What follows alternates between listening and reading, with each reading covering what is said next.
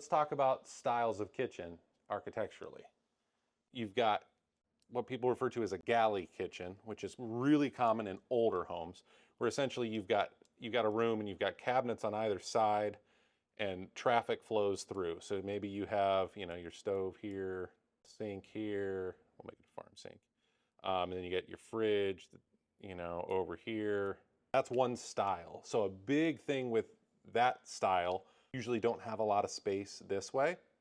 So there's no room for an island, there's no room for any of that. So you're really thinking about how to maximize your space on either side. Another style of kitchen is what I'd refer to as a dead end kitchen, where in some manner you've got three walls, but traffic either flows down here or it flows up into the space, and you've got a U-shaped kitchen. Maybe you've got your fridge here. Boy, my art skills could use some work. Sink here, you've got your stove over here. This is a very common kitchen layout. Either of these islands, as popular as islands are, these are not kitchens you're going to cram an island into.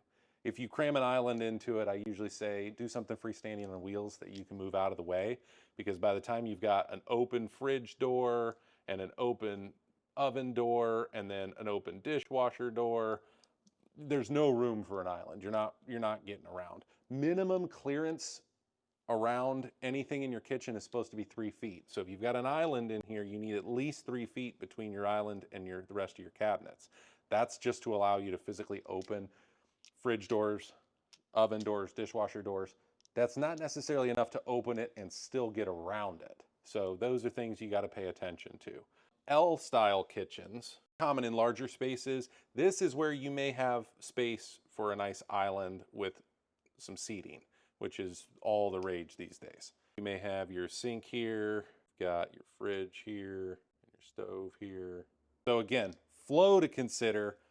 Minimum of 3 feet clearance here to here and here to here. I like to go 42 to 48 inches. That allows you to have things open and have people walk past. There's an old triangle where it was like it needs to be a triangle flow between your sink and your fridge and your stove. Whether there's truth to that or not, I have my doubts. But what is important is you're not going to want to constantly go between your stove and your fridge and your sink in all sorts of crazy patterns or ways. These are things to consider when you're redesigning your kitchen. I've seen a lot of poorly designed kitchens. I've seen a lot of poorly redesigned kitchens. Pay attention to how you're going to use the space. Remember that as much as you'd love your kitchen to look like a magazine, it has to function like a real home.